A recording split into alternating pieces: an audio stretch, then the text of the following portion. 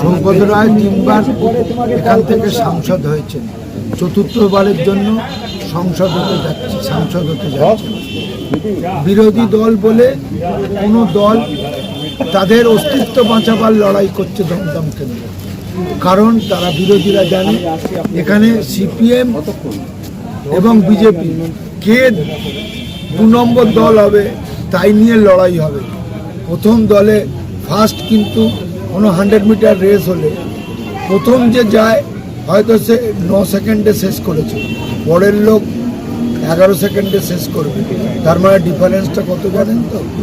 2 লক্ষ ভোটের বেশি ভোটে এবারে সাংসদ শওকত রায় আবার আগামী দিনের জন্য সাংসদ নির্বাচিত 4বার জয়লাভ করার জন্য দমদম কেন্দ্র থেকে জয়ী হচ্ছে। আর একটা ঝলক আজকে কামারহাটিতে আপনারা দেখতে পেলেন, সম্প্রীতি যাত্রা মন্দির থেকে মসজিদ, সেখানে মানুষের ঢল নেমেছিল।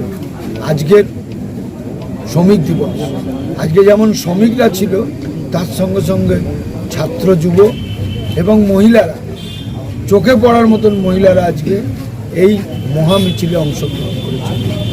যে আজকে 1 মে আমাদের এখানকার এমএলএ জননেতা মদন মিত্র প্রথম দমদম কেন্দ্রের আমাদের তৃণমূল কংগ্রেসের প্রার্থী মদন মিত্রের জন্য প্রচারে আজকে নামবেন বলে ঘোষণা করেছিল। এবং ঘোষণাটা এইভাবে করলেন, একটা জোয়ার বইয়ে দিলেন, একটা ঝড় এনে দিলেন কর্মীদের মধ্যে। এবং এই কর্মীরা এই ঝড় 1 মে, এই ঝড় গিয়ে শেষ হবে 1 জুন। 1 মাস ধরে কর্মীরা যেভাবে আজকে চার্জ হলেন, আমার মনে হয় বিরোধী বলে দমদম কেন্দ্রে বিশেষ করে কামারহাটিতে থাকবে বলে আমার বিশ্বাস নয়, যতটুকুনি রাজনীতি। আজকে সিপিএম তো জানেন যে তার অস্তিত্বের লড়াই, একটা এমএলএ নেই, একটা সাংসদ, এবং বিজেপি এখানে আপকি বার 400 পার বলছে। তো জানেন আমাদের যখন পশ্চিমবাংলায় বিধানসভা ভোট হয়েছিল আপকি বার 200 পার, 70-এর বেশি যায়নি। এইবারে বলছি ওরা 140 পেলে আমরা অবাক হব না যে আগামী দিন পশ্চিমবাংলায় মমতা বন্দ্যোপাধ্যায় দিল্লির কে শাসনে বসবেন সেটাই নির্ধারণ করবেন, এবং সেটাই শাসন করবেন ধর্মনিরপেক্ষ একটা দল নিয়েই। কিন্তু আগামী দিন ভারতবর্ষের পার্লামেন্টে বসবে, সেটা কিন্তু কোনো সাম্প্রদায়িক শক্তি সেখানে শাসন করবে না, শাসন করবে একটা সাম্প্রদায়িক সম্প্রীতির একটা শক্তি সেখানে শাসন। তাদের সঙ্গে একটাই কথা বলবো যে আজ এখানকার যিনি সাংসদ ছিলেন এতদিন, আপনারা জানেন অধ্যাপক শওকত রায়, তিনি যেভাবে দমদম কেন্দ্রে তার সাংসদ তহবিল থেকে যেভাবে খরচ করেছে, আমি বলবো না 42টা কেন্দ্রের মধ্যে তার মতন এইরকম নিরবিচ্ছিন্ন মানুষের সঙ্গে যোগাযোগ আর কোনো সাংসদ করেন কিনা জানি না। এবং 294টা বিধানসভার আসন আছে, তার মধ্যে আমরা ভাগ্যবান যে আমরা কামারহাটিবাসী যে এইরকম একজন এমএলএকে পেয়েছি, যিনি কিন্তু সারা আমরা যদি পাহাড় থেকে সমুদ্র যেখানে যাই, সাধারণ মানুষ জিজ্ঞেস করে কোথায় থাকেন, বলি কামারহাটি। ও মদন মিত্র, তার মানে মদন মিত্র শুধু মানুষের মধ্যে নয়, জননেতা হিসাবে পশ্চিমবাংলার বুকে তিনি প্রসিদ্ধ লাভ করেছেন।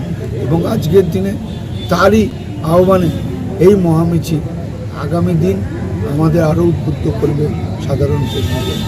শুধুমাত্র আমি পশ্চিমবাংলার একজন সাধারণ তৃণমূল কংগ্রেস কর্মী, আমি মমতা বন্দ্যোপাধ্যায়, অভিষেক বন্দ্যোপাধ্যায় এবং পশ্চিমবাংলা কামারহাটিতে আমরা মদন মিত্রের নেতৃত্বে এবং দমদমের সাংসদ শওকত রায়ের নেতৃত্বে আমরা দল করি।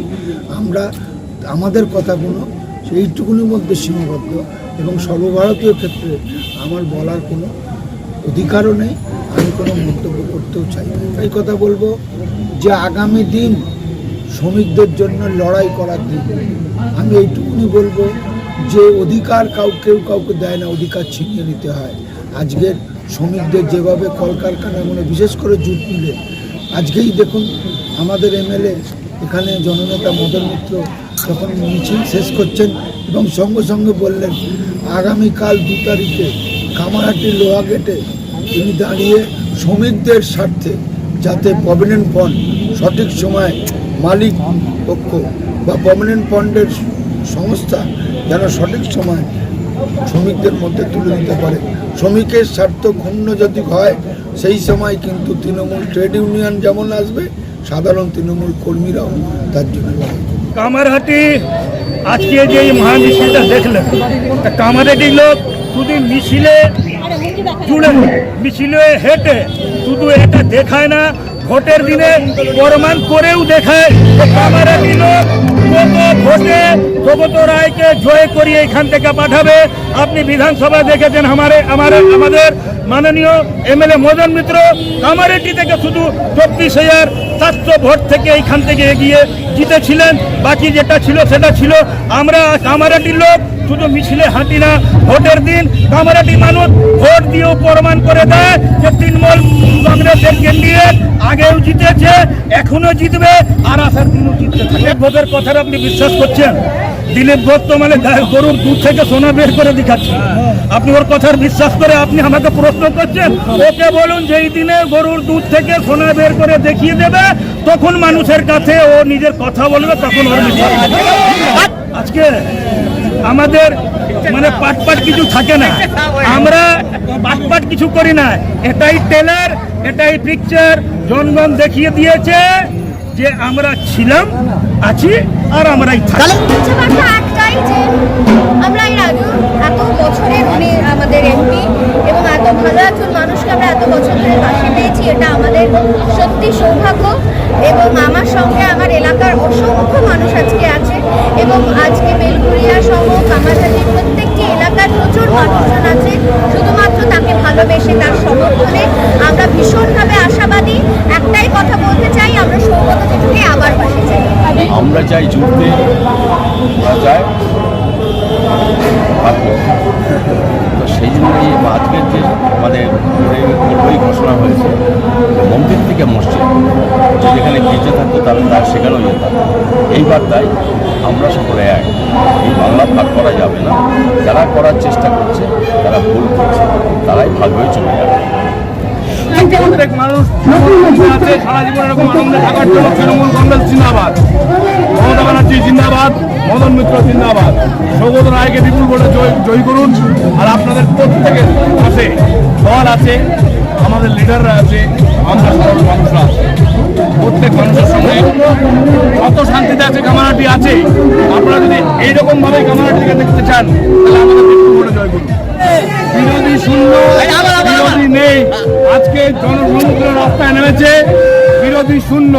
সমস্ত বিরোধীদের বলেছে যে তোমরা ভোটের আগে আমাদের ক্লিন চিট দিয়ে দিয়েছো যে আমরা জিতে গেছি। এটা টেলার না, এটা টেলার যদি হয়েও থাকে এর পরেরটাই ফাইনাল, সেটা আমরা 1 তারিখে প্রুফ দেবো।